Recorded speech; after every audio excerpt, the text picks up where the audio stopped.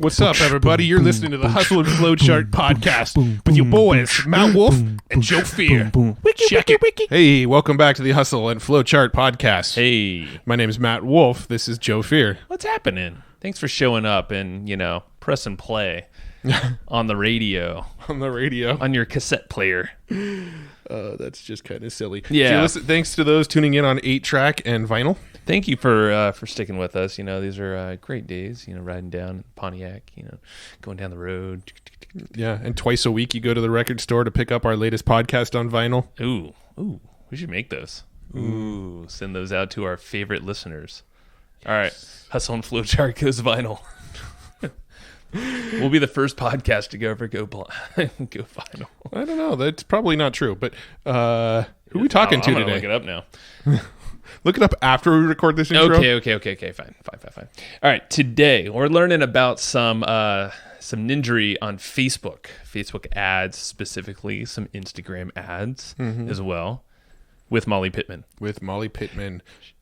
Molly Pittman basically awkward pause, and Matt just like, who's talking? Yeah, when we make these intros, we don't pre-plan them. We just stare at each other's eyes and awkwardly decide who's going to say what next. That is actually very accurate. So Molly was amazing. She's done so much, and we get into how she literally started as a bartender in Kentucky at Buffalo Trace, which is pretty cool. So that's good whiskey. And now is just running the show when it comes to Facebook ads, chatbot, it's just all sorts of cool stuff. Podcasting as well. Her and Ralph Burns do Perpetual Traffic over with Digital Marketer. And of course, we had Ralph Burns on, a month ago or so? Yeah. I mean, we talked with Molly about some of the big changes that are happening with Facebook and what they're seeing with these big changes and how you can sort of prepare yourself for these changes and optimize some of your ads for what's coming. And also, as we record this, we're actually recording this on January 17th. And Molly has been running an ad with her partner that's done over 50,000 leads. In 17 days. In less than 17 days. Yeah. So pretty nuts. And she's going to break down that whole campaign and explain it to us. And tons of other cool stuff too. Just basically just like behind the curtain of what's happening literally within this month right now, what the best tactics are. And some changes you should be definitely doing to your ads now that we're in 2019 and in the wake of a lot of what Facebook's gone through in 2018. In terms of like losing trust with a lot of its audience, its user base. So she actually has some pretty big predictions and trends that you should be following along with. Yep. Good stuff all around. So yeah, I don't know. What else, Matt? What else? Well, we also have a traffic course that we teach ourselves. True that. that. You can check out. If you go to evergreenprofits.com/traffic, you can get all the details there. We talk about some of the ways that we run our Facebook ads, some of the ways we run our Google ads. We're starting to experiment with Instagram. We're going to be teaching some Instagram stuff in there. So go check that out at evergreenprofits.com/traffic. And that is actually perfect because, and this is, like the traffic course is like a cool foundation. So everything that like Molly talks about in this podcast and really any other tactic for traffic and things like that on any of these podcasts, they're like great bolt-ons or additions or different experiments you can try that all play really nicely with what we teach in the traffic course. So it's pretty cool because all this stuff works together. Cool. So evergreenprofits.com/traffic, and let's go talk about traffic. See you soon With Molly Pittman. Hey, Molly, thanks for hopping on the show with us here. Hey, guys. So happy to be here. Yeah. So we've been going back and forth for a while, and we have a lot of mutual friends, too. And I don't think we were talking about it, but Jenny DeRose, she's... I love her. I know. She's amazing. Yeah, we actually used to share an office with Jenny, so almost all of our Facebook knowledge at the moment was us kind of looking over Jenny's shoulder. Don't you wish you could just extract her brain? She's seriously one of the smartest people I've ever met. No kidding. I mean, it's like she's what, scientist turned just ad genius. Like, I know. And that's like the side of marketing that I think I'm least good at, like the analytical side of things. So I worked on a project with Jenny last year, and it was great because it was like, great, this is a meeting of the minds. That's actually interesting. You said you're not that analytical because I feel like, because I'm personally not either. So that's why Matt's typically deep in the ads for our company. But Yeah, maybe that's something we chat about in a little bit, how you do For that. sure. Yeah. I would love to talk about that. Yeah.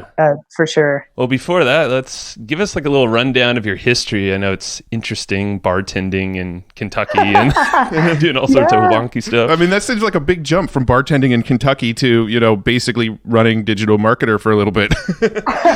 Yeah, it's definitely been a journey. And I love to tell my story because I think it shows you like the beauty of what we do with digital marketing and online business is you can grow really quickly, right? Like things can happen very fast. Think about if you're a doctor or a lawyer, your growth is a bit slower. You know what I mean? Yeah. So I love that about this industry. But I started as an intern at Digital Marketer about 6 years ago. And before then, I was a bartender in Kentucky, randomly decided to move to Austin with like $2,000, had no idea what I was going to do. And started this internship. They hired like 10 to 15 people at one time. And at the end of a 2 to 3 month process, a few of us were going to get full-time jobs. And so I learned a ton in those few months. They had us come up with like business reports to see for business ideas that they were thinking about starting, right? Yeah. And anyways, it was a really cool process. I was lucky to be hired, started doing organic social media. I was placed over, with Ryan. And that's when Digital Marketer was really becoming a brand. So I was like the 5th or 6th person there, and then really got into ads. And still, that's my bread and butter, what I love to do. Became VP of marketing a few years later. So got to, really look at things from a broad standpoint, the whole customer journey. And then a little over a year ago, went out on my own, did some agency work, figured out pretty quickly that wasn't really for me. It was like having 10 bosses at a time. And I didn't want to build out a team, so it just wasn't best. So last year I partnered with Ezra Firestone to get back into education, which is what I really love. So I've got a few businesses that I partner with to run their Facebook ads. And then most of my focus now is back on teaching and mentorships and just helping media buyers get better, and also helping more people come into this space and learn the skills that we have that, we all live pretty cool lives because of what we get to do. And, I know I have a lot of friends that are stuck in corporate jobs they hate. And I'm just kind of on a mission now to help people that aren't in this space learn these skills, because every business needs help with this stuff nowadays. You can't really ignore it. Yeah. No, that's so cool. When you were in Kentucky and you were moving over to Austin, did you have like aspirations to be an entrepreneur, or like did that kind of come because of Digital Marketer? Yeah, I mean, I've always known I wanted to do something with business, but I wasn't quite sure. And I was a business marketing major, and my advisor in college told me, you should move to Austin. Like, for some reason, I just see you there. I think you would have a lot of success. And I was like, well, let's see what happens. But it could have gone a lot of different ways. I actually, when I first moved there, thought that I wanted to be I worked at a bourbon distillery in Kentucky, Buffalo Trace, and I really loved that. And I wanted to stay in that industry, like high-end spirits, craft beer. But, in Austin, that was very competitive. Those jobs were very competitive. So thank God I didn't go that direction. And here we are. And I think that's a testament to, I really don't like when people ask, where are you going to be in 5 years? Because none of us know. Yeah. Right? 6 months. If you work hard and hustle and go with the flow, as you guys talk about, things can end up in very different ways. Totally. I'm curious too, is how did you get into ads specifically? So was that did something pique your interest at Digital Marketer? Well, I started doing the organic social media on the Digital Marketer page and Ryan page. And it's, that's a sort of gateway drug into ads, right? Because there's that boost post button, one kind of leads to the other. Yeah. So and the media buyer at the time for Ryan had just left. And so he didn't have anyone to do it. So I just went to him and, told him that I was interested, and he bought me a few courses. I remember one of them, he was like, you have to promise me you will use this information for good and not evil. Like, That's true. So he bought me a ton of courses and then was like, here, like spend $1,000, but you need to make more than you spent. And I did. And then he gave me more budget. And, it kind of went from there. Interesting. So it's almost like a little game. It's like, here, I'm going to give you this much. Just give me more. Totally. Exactly. Yeah. That's cool. Ryan did a great job of like leading me to that growth for sure. Now, are you involved in MiniChat in some way? Because I know you had helped make some of the training for MiniChat. Yeah. So MiniChat was my first client when I left Digital Marketers. So I've helped them with, that course, a lot of their user education. I planned a conference for them in September. They had 1,000 people there to talk about bots, which was awesome. But they have hired like a full marketing team now. They have a CMO. So, and I've really moved on from the client game. So, I still keep in touch, love MiniChat, still teach bot stuff, but not directly working with them any longer. Cool. Got it. That makes sense. Now, yeah. Going back, the whole like not being analytical thing and being all about the ads.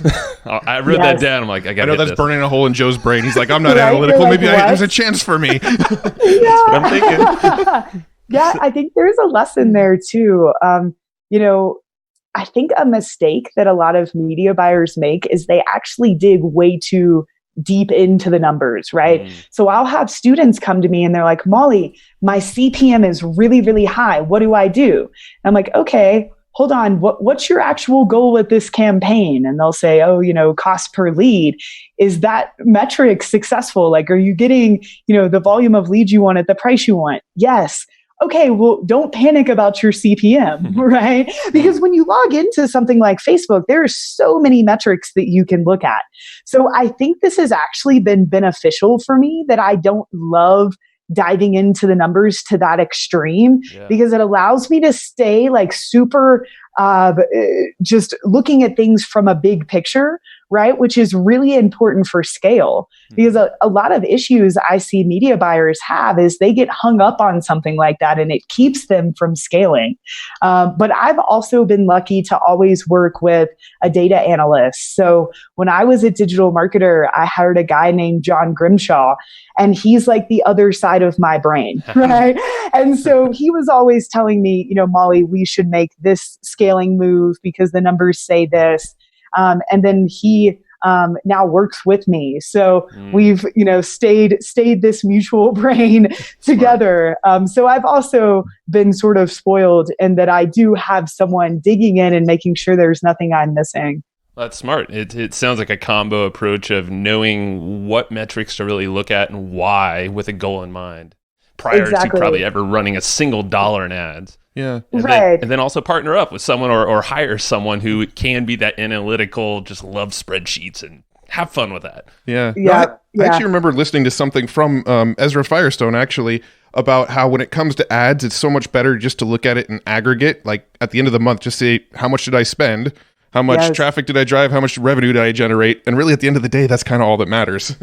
Exactly. And because there are so many nuances and things change day to day, people are like, Molly, why did my CPA double and then go back down the next day? And there are a lot of reasons for that. Some of it has to do with how Facebook's algorithm works, but mostly it's because how consumers operate, right? And, if you're looking at it day to day, that can be very stressful and you can make decisions off of, data that's not really significant. So I always look at least at a week of data at a time, just to make sure I've got real metrics there, and I know what decision to make. It's so timely because I was literally answering a question, pretty much reiterated what both of you guys said to a person interested in our course, and they're like, "How do you know their exact data?" Blah blah blah blah blah. And like all these, I'm like, okay, let's take a step back. Yeah, goals, money in, money out. Yeah, it's totally. It's all about the profit. And that's a huge mistake that's made too, is that someone will launch a campaign and they're like, "This isn't working," and I'm like, "What about it isn't working?" and they're not quite sure, right? And there are many different reasons you could launch a Facebook campaign, right? Or any traffic campaign. And you can't expect that campaign to generate a ton of sales and leads and engagement and warm up a cold audience, right? Like there are different purposes for different campaigns. And the most important thing is that you know what that one success metric is. So you can say, this is good or this is bad. Yeah. No, it's big advice, and I hope some folks listening think about it in a different way. Yeah, I mean, start now, because we spend a lot of money on ads just driving to content, and that's what we kind of try to teach people is you got to spend money to drive to content, not just your offers all the time. And I think that's the client that you're talking about. I think that's what people have a hard time wrapping their heads around is that if you're going to put this content out there, you might as well get some traffic on it, because once people view the content, they've essentially just raised their hand and said, I'm interested in this topic. And then you could retarget them. Of course. Yeah. I mean, I just had a call with Ezra about this and how we're going to allocate a certain amount of money each month just to, video ads of he or I speaking or teaching so that we can constantly be present in the market, right? And then when we do want to release a product or sell something, we've already got that relationship built. And that's smart for anyone, whether you're a personal brand or, whether you're not. And it's not just branding, right? Like I think that word has a lot of negative connotation around it in the direct response space, right? But it makes perfect sense because it's how like human relationships work, right? Yeah. So like give someone a little value first, get to know them, and then you can ask them for something in return. Yeah. And I mean, even in the branding today, branding actually, in my opinion, has quite a bit of direct response implications now within the current climate with Facebook ads and Google ads and things like that, because you can, let's say you're putting out videos on Facebook, you can retarget people that watched 50% or more of those videos because those people are now interested in what you're talking about. Same with driving them to content on your website. You can then retarget anybody who visited that piece of content because you now know that they're interested in what you're talking about. So I think like there's this sort of like this merge going on between branding and direct response. And a lot of people are really sort of hesitant to jump on board with that fact. Yeah, well, and it's easier to make a case for branding now because of what you just said and tracking, right? Because think about it, when we used to just have magazines and direct mail and billboards, we complain about tracking now. Like, really? True. That's true. Like, we have such extensive tracking now. And so, to run a video ad, well, now I'm building a retargeting audience of people that I can retarget, and I can literally trace back, sales later to that video. Or, back to Ezra, he has a e-commerce brand that sells cosmetics, and his most successful funnel is a pre-sale article with 5 makeup tips for women. That's what his ad is about, his Facebook ad. And then within that pre-sale article, there are calls to action for his physical products. So he's running, a conversion campaign, optimizing for purchases, right? But building all of this social proof around this ad and running people to an article first, right? But I just looked in his account yesterday. He's had 5,000 new purchases in the last, since January 1st, just using that strategy. I think he spent like $237,000, right? But just because he found one pre-sale article that's really interesting to the market, build social proof on that ad, and then that article, perfectly transitions to, what he's actually selling. It's brilliant. It's the long game. And sometimes it's not that long, but content to something. Yeah. It's seeing the full picture is so valuable. Yeah. So exactly. A digital marketer, we have a note that when you started running ads for them, you actually 4x'd their profitability. I'm curious, was there like one kind of like thing that, wow, this really, really worked? Or was that just like a series of a whole bunch of different things? I'm just kind of curious about how that happened. Yeah, definitely a series of things. And, that was like 4xing, the company over a certain amount of years. So, I mean, that had to do with product creation, but a lot of it did have to do with Facebook ads. And our strategy there was, really heavy on lead gen, right? So producing a bunch of different lead magnets about topics we know the market was interested in. So we had Facebook ad templates, we had a social media swipe file, we had, blogging templates, email marketing templates. We had all of these really valuable lead magnets that I could easily get cheap leads from Facebook. And then those would just trickle down into our funnels. Those people would become a part of the email list, and a huge portion of them would become customers. But I think, one of the smartest moves that we made while I was there was launching a continuity program, which, is now called Digital Marketer Engage. And so that's, $38 a month. We built all of the materials that are a part of that continuity in just a few months. Like, we've really hustled. And all of these lead magnets led back to specific courses inside of this continuity that you could purchase. And then, of course, we would upsell them the full continuity. So that that continuity program really helped to build the business, because we knew every month we had a certain amount of money coming in, right? And so it allowed us to scale in a very stable way, right? And then release other products, that further monetize those customers. So yeah, it was a really fun experience. I feel like I got 100 years of education in those 5 years. And I'm really grateful for it. I love it. And that sounds like a good combo of just, hey, ramp up the lead bucket, and then have some kind of recurring, which is amazing because it's not even software. And a lot of folks are thinking, a good continuity program has to involve software. But you could do it with content like this, education in some way. Absolutely. And I definitely. Like that. Yeah, $38 price point. That's kind of an interesting one, but yeah, I'm sure you that was tested just pulled out of nowhere, I think.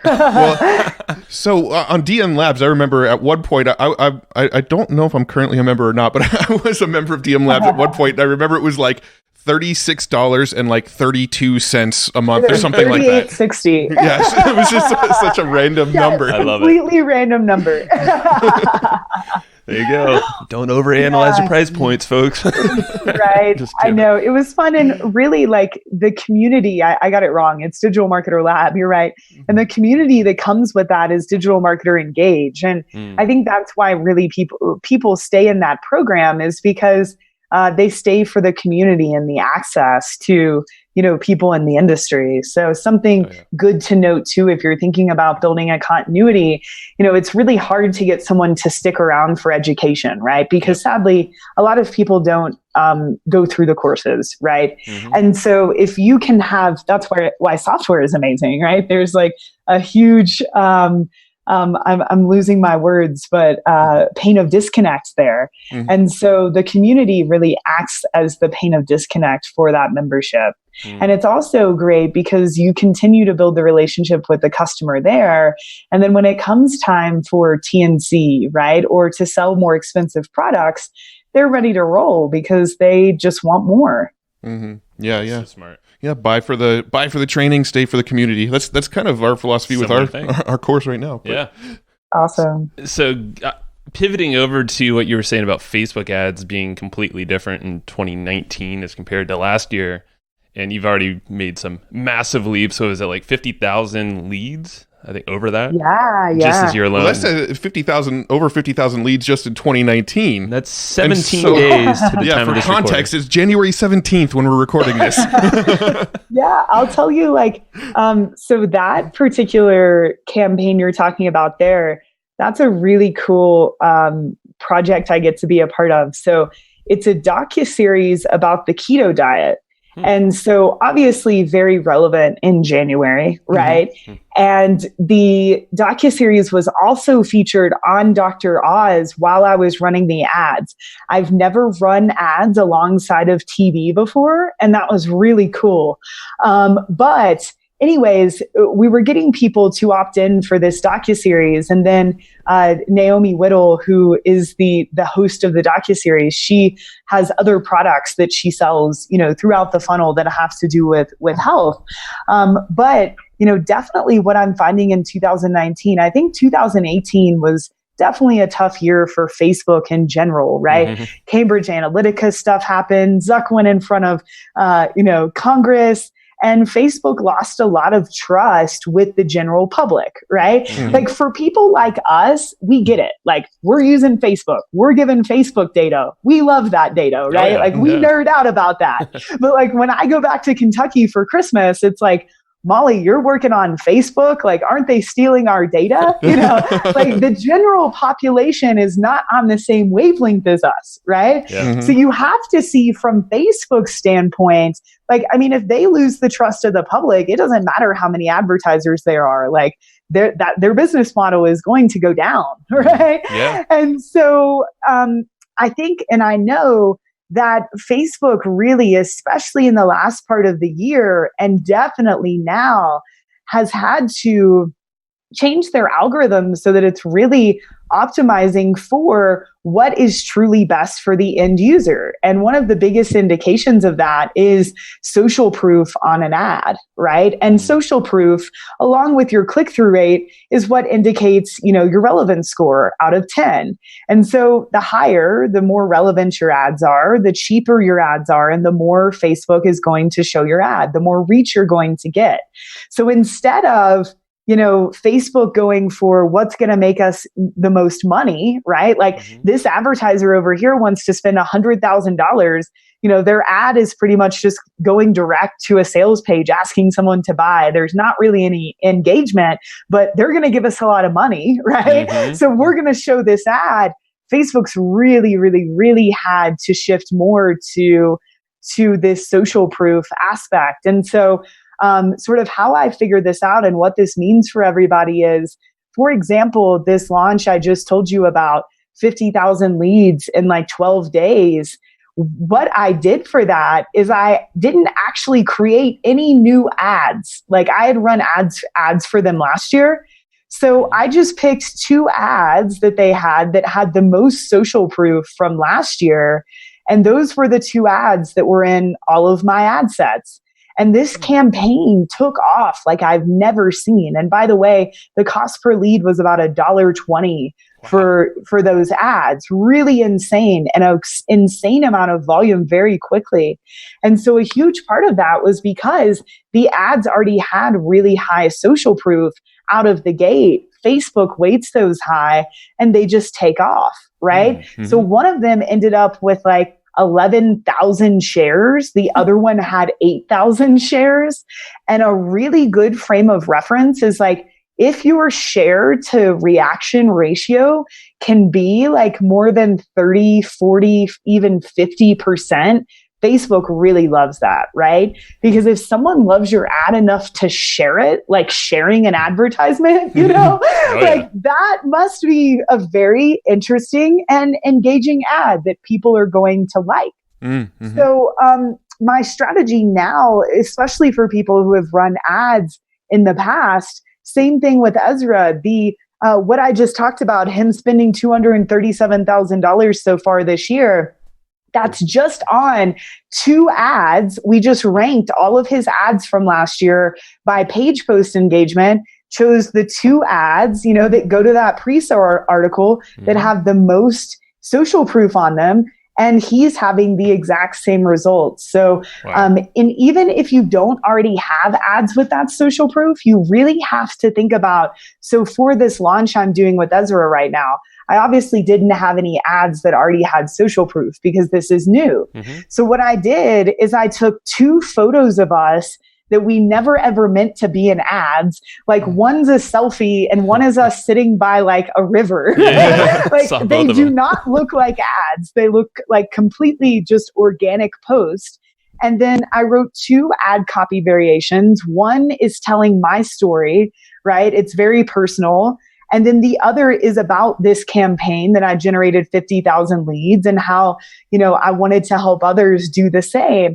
Very long form copy, 2 very personal photos. And these are getting really good engagement. And so, you know, in this entrepreneur market, things are more expensive.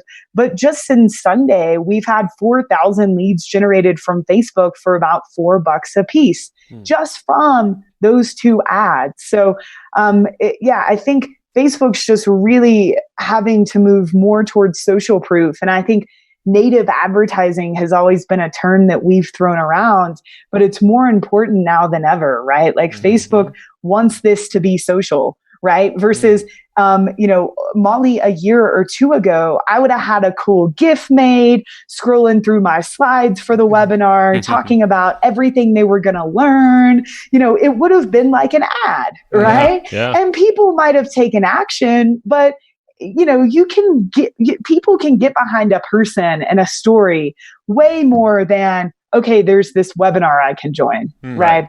Yeah. So I think that's what's so important for people to keep in mind moving forward. And just one more thing too, Facebook has gotten a lot smarter, which is great. And so a lot of the really specific targeting that we used to have to do isn't as necessary anymore. And I don't know if you guys have used campaign budget optimization, but that's something I'm having a ton of success with. So just setting the budget at the campaign level, using 5 or 6 ad sets that are bigger potential audience sizes, 10 million plus, where I used to stick between 500,000 to 1 million, right? Yeah. And letting Facebook optimize all of that with just 2 very personal ads in each ad set. That's what I'm finding to work right now. So cool. Yeah, no, there's a couple of things I want to try to dive into on all that you just said. The first thing is, the native advertising concept. Do you think it's important these days to use, when it comes to advertising, is it important to use a personal name brand versus a company brand, just to kind of make it feel more native? I don't think so. It just changes the way you do it a bit, right? So because that was coming from my personal, or not my business page, but it's Molly Pittman, right? It's personal brand. The story was way more appropriate. But I had a client, Panda Planner. They produce these really cool planners, right? That help with positivity. And so the way that I used this same strategy for them was they had a really great, a few really great testimonials where people explained what their life was before Panda Planner and what it was like after, right? And I had one for our mom avatar, right? I had one for more of a spiritual avatar. So for example, the spiritual avatar was Ruth, right? And this was a pretty long ad in quotations, so that you knew it was someone else talking, not Panda Planner, right? There's a carousel ad of Ruth using the planner. So very personal photos. And the story was telling, how Ruth was going through a divorce. She lost her job. She had a lot of anxiety and stress. And she started using this planner and she was able to get her finances in control. She, started meditating. So even though this is a brand, they're telling a story about a customer, right? And we're targeting a market who we know is experiencing these same pain points, right? So if you're a brand, you just kind of want to tell stories about others, right? If that makes sense. It's a bit more than a testimonial. But that was the best performing ad for them last year, was all about Ruth, because people could really, they could relate to that. Same thing, we had a mom avatar and, she had missed a kid's birthday, right? She had a lot of kids. She missed their birthday and she felt terrible. And she was dealing with all of this mom guilt, right? Which the market can obviously relate to.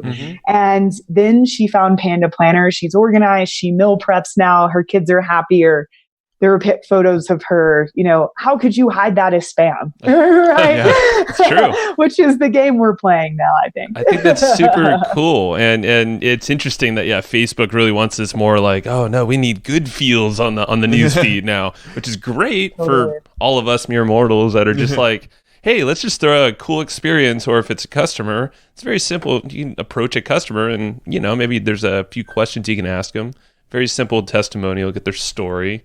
And then maybe a cool personal picture. Anyone can give this a shot. Yeah. I think so many people don't even go through that process of actually just kind of defining that avatar either. They don't know who they're talking about. They're throwing up a piece of content or an ad and just trying to spread it wide without actually even thinking about who they're talking to.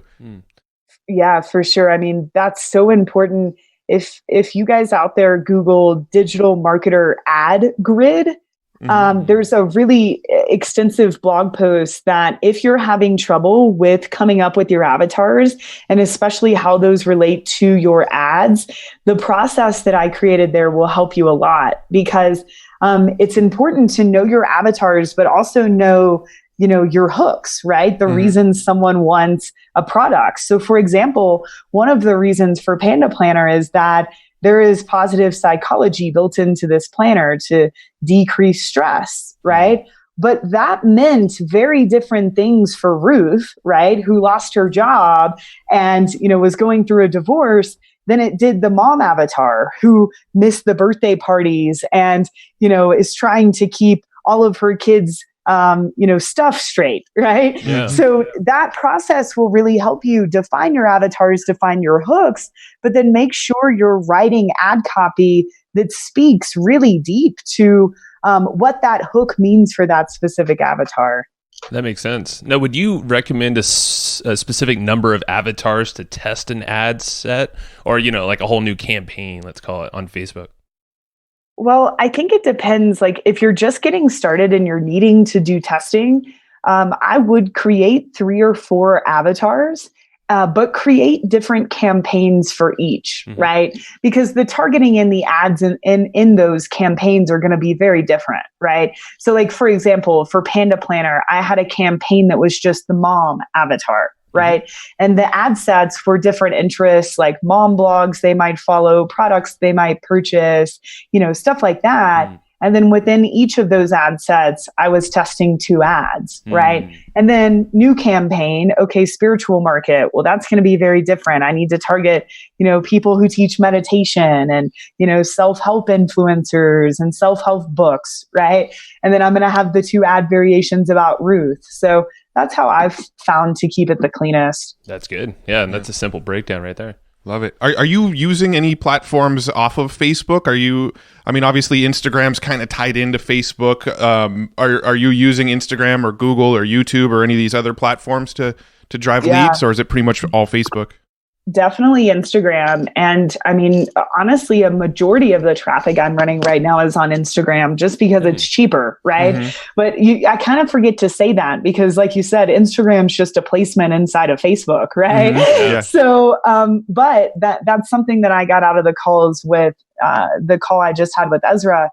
He is setting up campaigns for his content specific just to Instagram feed and stories because it's like half of the cost right now because there's a ton of volume there and not as many advertisers. So definitely Instagram, YouTube, and Google, absolutely. More so for retargeting though, right? Because what I found is that when you start running Facebook ads, someone sees you in their newsfeed, then they go to Google you, right? Just to see if they can find more or figure out more about you, right? So you want to make sure you're present there. Also retargeting on Google Display Network. And then same thing, YouTube's a perfect place for retargeting. I know there are a lot of people getting great results from cold traffic, from YouTube and Google. I just haven't. I've been focusing on, what I'm good at.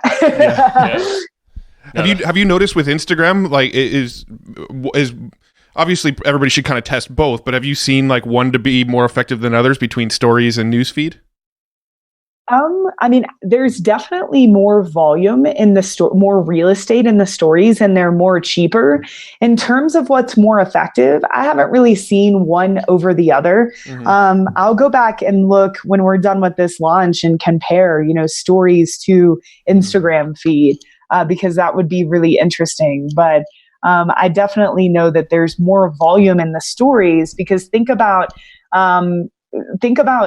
how many more times like people click through stories. Like they're consuming so many more stories than necessarily they are in the feed, right? Right. And a lot of advertisers don't know how to use that yet. They're like, stories? What's that?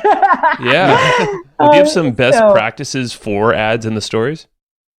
Yeah, best practice is to make sure you're understanding the medium, right? So it might be wise to create a campaign where you're just targeting the stories because the creative is going to be very different, right? Yeah. So Facebook's getting better to where like these last ads I launched, honestly, I was too lazy to do that. And they still looked good in the stories, right? So Facebook's making it so they can take your ad and make it look nice in the stories. But there's a lot of creative things that you can do in the stories that just because it's different, right? It's a completely different medium. You're trying to get people to swipe up. Right. So just think about where you're showing up and what that means for the end user. Also, multiple stories back to back. That's an ad that Ezra's running that's really smart. He's got 3 stories back to back as an ad that sort of tell a story, as you click through. So I think that's wise also. I didn't even know you can do that with stories. So you can make 3 videos and as the ad, they run what you're watching somebody's story feed. Exactly. Ooh, yeah. I've seen Frank Kern do a little bit of that recently. Really? Yeah. I didn't even know that was possible. I thought you kind of had 15 seconds and that was your ad.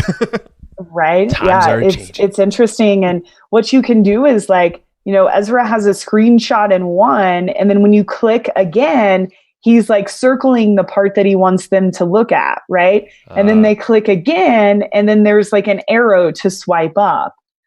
So yeah, very interesting. I love it. And just to answer your question, I'm looking at these ads we're running right now, and Facebook is still very much dominating in terms of, this one campaign has 2,000 leads, and 1,100 of them came from Facebook Newsfeed mobile. 362 came from Facebook desktop. 315 came from Instagram feed, and 13 came from stories. Now, again, I told you that I didn't really optimize these for stories, so I'm not surprised. But Facebook is still very much dominant from what I'm seeing in a lot of instances from the ad standpoint. Yeah. I've noticed if on Facebook, if you just let Facebook kind of pick the placements for you and you do an image ad, it does not look the best in stories where it's just an image and then the text is cut off and then you have to click more. It. Yeah. Just make sure you're not saying, hey, click here. It's no, or whatever. Exactly. So something that I know you're good at and you talk about and you teach is how to train other folks to become an amazing media buyer. So what are some cool steps to do that if someone just wants to hire someone or train someone? Yeah, I mean, number one, if you're hiring someone that's not experienced, you obviously need to give them time to learn, right? And the best education they're going to get is experience, right? So just running ads. So making sure that you have a budget for them that you're probably not going to make your money back from, but this is where they're going to learn, especially applying certain teachings to your market and your specific business. That takes some fine tuning. But this person needs to be a sponge for information. I still am, right? I'm considered an expert at this, but I'm always listening and reading what other people are doing, because the more information that I gather, the more knowledgeable I am and the more data points that I have when making decisions here. So, shameless plug, I do have a course just for people that are wanting to become media buyers or to become better media buyers. And it's a 14-week membership. So lots of hands-on there. So that's trainmytrafficperson.com. But, just give them resources, right? Give them resources, point them in the right direction of who they should learn from, give them a test budget and give them time, right? But also realize that they need information from you, right? A media buyer can't just make magic happen in your business, right? They have to have good offers to work with, right? They need to understand who your avatars are and why they're interested in your product or service. So making sure the more context you give them, you got to remember media buying is marketing too, right? A lot of people think it's day trading. And it's no, none of this is going to work if you don't have a good offer. So that's that can make or break a whole thing there. Now, have you ever tried working with interns or apprentices for this kind of role?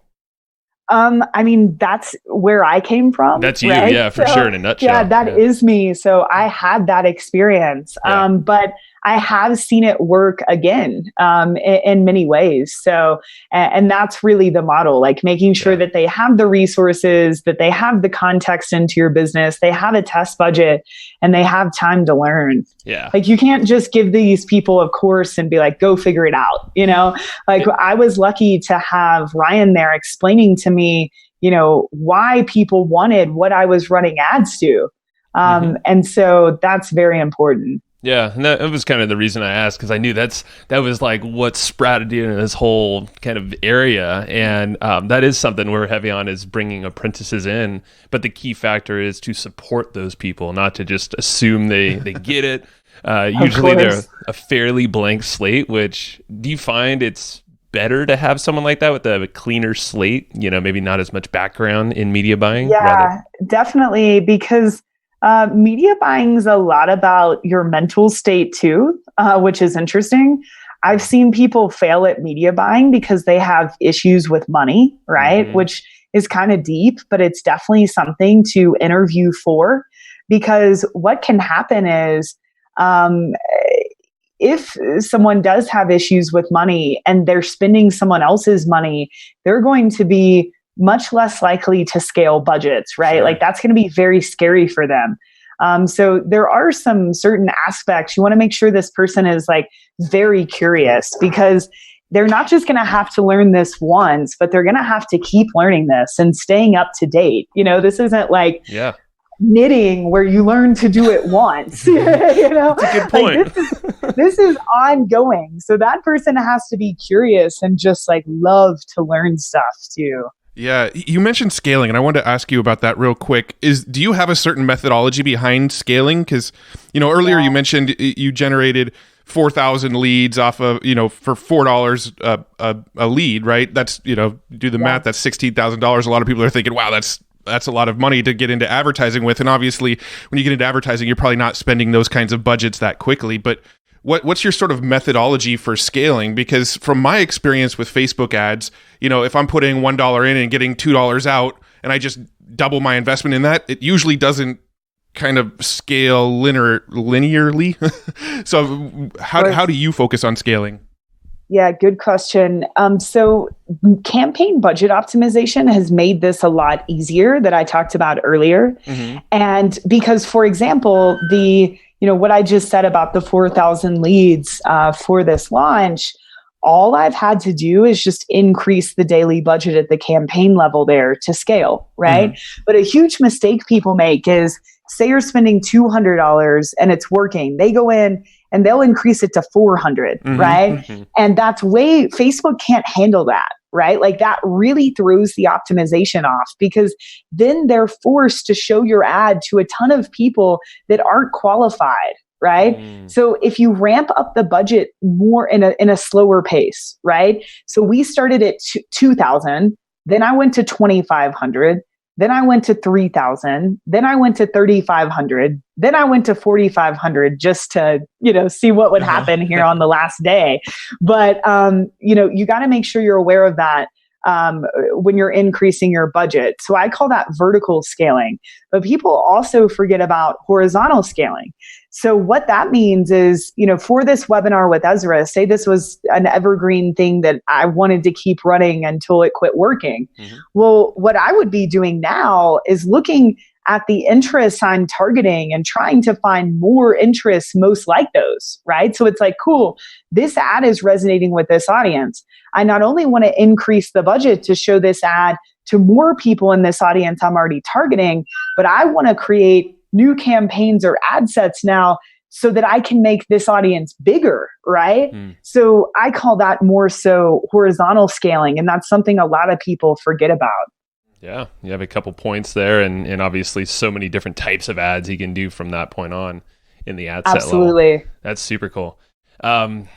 Let's transition to the podcast really fast, because we always like to touch on that since we love podcasting and all that. You're co-hosting with Ralph. He's been on the podcast here. Super cool dude. Nice. Perpetual Traffic. I guess what's your favorite part about running that podcast, and how does that kind of feed everything else you're doing in business and life? Ooh, I mean, the podcast is, I just love it because it helps so many people, right? And when I go to events or open my, Facebook Messenger inbox, there are people telling me, hey, I, tripled my business because of what you've taught me on this podcast, or I was able to send my kid to college, and that's really why we do this. So that is for, first and foremost, but I also love teaching, especially on a weekly basis, because it helps me learn, right? Yeah, and it keeps me up to date on all of this. And this is what I love talking about. So, that's another facet. But I just think podcasting is a cool medium.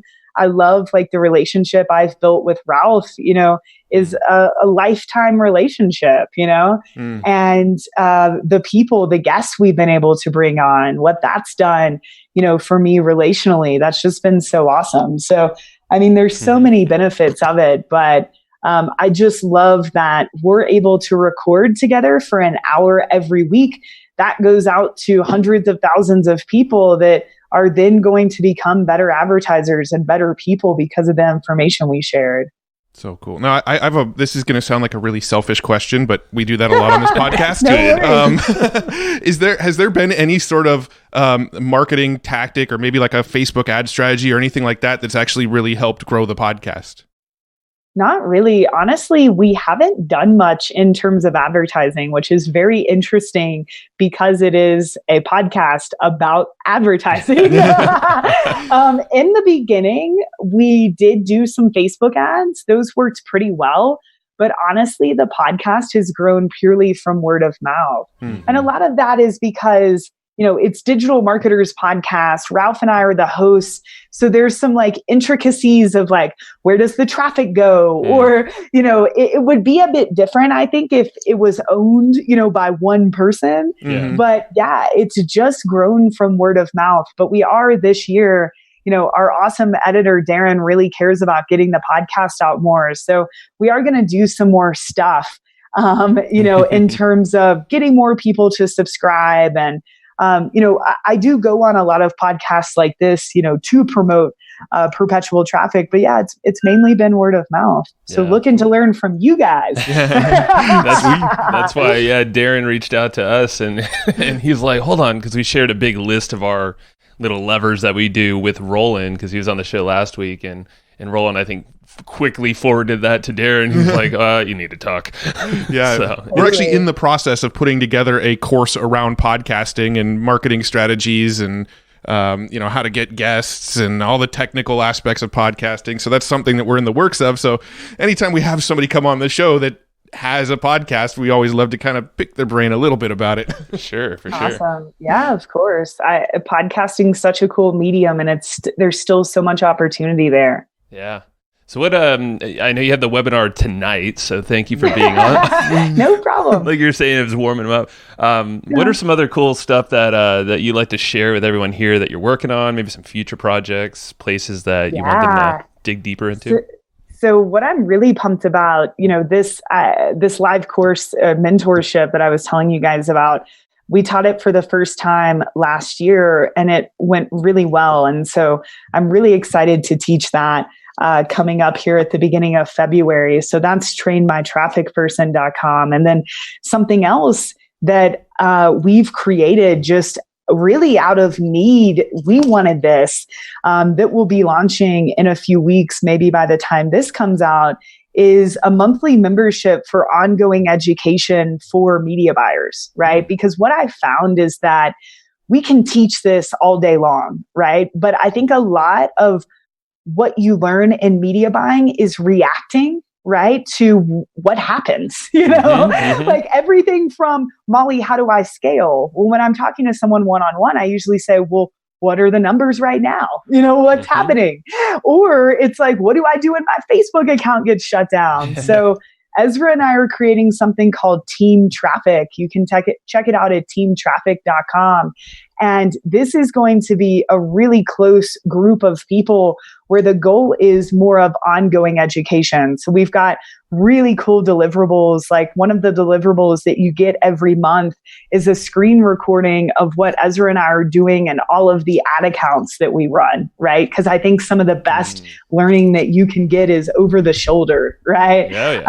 But we're going to be doing that. We're going to have a live event in May 21st through the 24th. And that's going to be, if you want to take the 14-week course, but you would rather do it in 3 or 4 days, right? So that's going to be more of a workshop where you build out your Facebook campaigns with us, but no specific link on that yet, but just, look out for that to come. But yeah, just lots of resources for media buyers. And then I've got a book coming out this year about, digital marketing and how huge this is of an opportunity to get to live the life you want, and how do you get into this industry? Because I don't know if you guys experience this, but I have people reach out to me all the time, like people that I grew up with that are like, what do you do? I get how that. do I live your life? You're always at home and like, what are you doing? And I think that we're in this space, so we know what you do. We know who you should listen to, but most people don't. Like this digital marketing space is still such a black box to people. And I want to open it up and show people how to be a part of it. I love that. Yeah, I literally had a childhood friend from elementary school reach out to me last week. He was like, it looks like you have a pretty cool business going on online. Right? I have some ideas. You want to meet up for coffee? And I'm like, yeah, why not? There you go. Yeah, and it's so cool. And we take it for granted most of the time. But yeah, when you reflect, you're like, holy crap, I got something really cool. And like you said, with digital marketing, you can do it quick. And too. I come at it from a different place too, to where most of the courses out there are teaching you how to start a business, but I don't think most people should be business owners, right? Like it's a big reason I partnered with Ezra. Like he's an adult, he has a team, he knows how to do all of this, Love it. I can just hop in and be like, tell me what to do. Hell yeah. And, to teach people, like if I can teach more people to be media buyers and then pair them with business owners, right? They still get, like, I want to work for Ezra, completely remote company, super chill, So that's really my goal, like produce more employees almost. So yeah, and people who are passionate about this stuff. I think that's key too. If you're an employee, be freaking fired up with this shit. I mean, like go all in and live it. I'm curious with you and Ezra, how's the dynamic for like personality? Is he more analytical? Does he hold down the fort and some of those kind of things? Kind of, maybe a little more analytical, but I think Ezra and I are really on the same wavelength, and we know how to work off one another, if that makes sense. So whenever we present or teach together, there's just this special energy. I think we both just care. I mean, his thing is serve the world unselfishly and profit. And I remember when I first met Ezra, that's what I loved about him. And that's what I care about too. So our values completely align. And when we teach and we're helping people, people can feel that, right? I mean, they can go learn this stuff from a ton of people, but they can feel how much we care. And so that is the biggest reason we partnered up. I love it. Yeah, and we get the same feedback with some of these episodes. We'll be super vulnerable if it's just Matt and I. And like, here's all the crap that happened throughout 2018, and that's where we got the most feedback. We're like, you guys you're not BSing us. Okay, cool. I trust you a lot more. So if you're a TNC, come to my presentation because I'm actually going to bring Ezra up and roast his Facebook ad strategy from last year. So it's going to be like a TV show. That's awesome. We'll put it on the calendar for us. I do have one last question that before we have a few little wrap up questions. But when it comes to, you mentioned you're trying to train people to be good employees and good media buyers for other companies. What should people sort of expect to pay for a media buyer in their company? Ooh, good question. I mean, you're starting someone as an intern, you should still pay them, like 18, $20 an hour.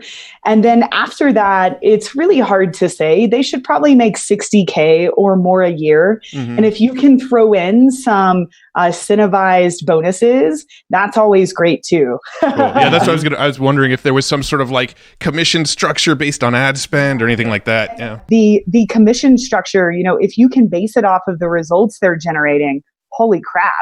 That's a surefire way to incentivize them. That's awesome. Sweet. Love it. And so where would you want to send people after listening to this episode? Yeah, any of the trainings I mentioned earlier, look me up on Facebook, like my fan page, Instagram. I'm always posting stuff on there. So Perpetual Traffic Podcast. So nice to be on here with you guys. Awesome. We'll link all that stuff up in the show notes. And thank you so much for spending the time with us. All right. Awesome. Thanks for listening. Bye, guys. Bye. All right. Thank you. And I hope you just enjoyed this episode you just listened to. Now, right now, before we sign off, I have a few things I would love for you to do. So the very first thing is to go find our guest on Facebook and tell them that you loved their episode with us. That's going to help them just feel good about themselves, but also it's going to spread the word a little bit more for us. So go find them on Facebook. Everybody's on Facebook, and go say that you love their episode and maybe one cool thing that you learned there. The second thing is to go to iTunes and subscribe to our podcast. Just look up Hustle and Flowchart and hit the subscribe button.